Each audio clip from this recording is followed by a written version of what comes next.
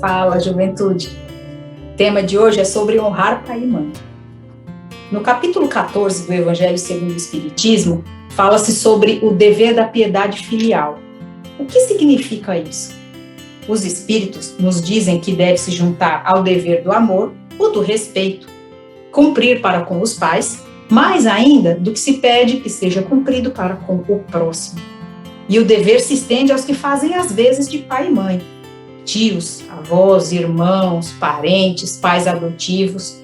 Para com eles o dever é maior ainda, porque a obrigatoriedade deles é menor do que a dos pais verdadeiros. Honrar pai e mãe é ajudá-los na necessidade, é dar repouso na velhice, prestar para com eles os cuidados que eles tinham conosco quando éramos crianças.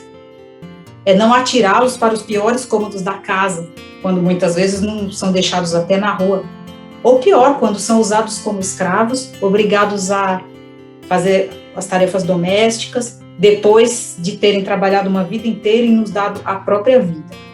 Será que eles contabilizam as noites em claro ou os sacrifícios que fizeram por nós quando éramos as mais frágeis das criaturas, não indefeso bebezinho chegando nesse mundo totalmente dependentes de cuidado, atenção e sacrifício por parte de quem cuida? Devemos a eles, portanto, as pequenas alegrias e cuidados que são nada mais do que juros sobre o que eles fizeram por nós. Ai do ingrato, que será punido com a ingratidão e o abandono. E quanto àqueles pais que abandonam ou não cumprem seus deveres? Pior, aqueles que abusam de sua condição de autoridade e nos maltratam. É a Deus que compete puni-los e não a nós.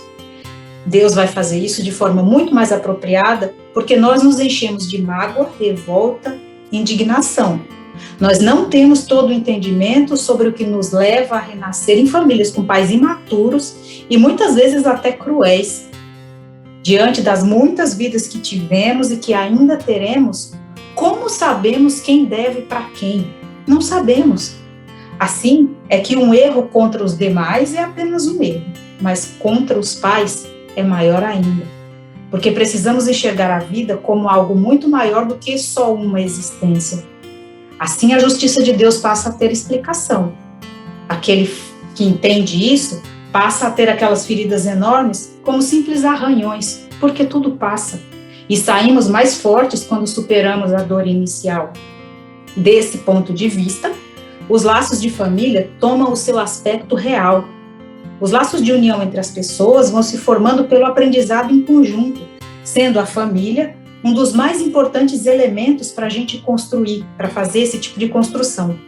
E esses laços se fortalecem ao longo dos séculos, começando muitas vezes por múltiplas agressões e erros e necessidades de reajustes, mas que com o tempo se transformam em entendimento, em admiração, respeito, até o amor.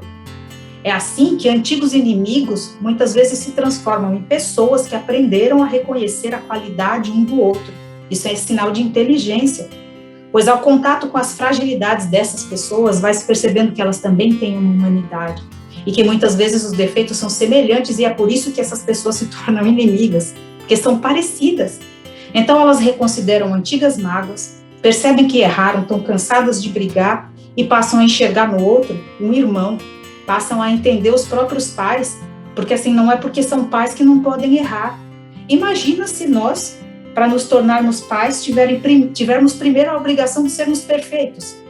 A humanidade iria acabar.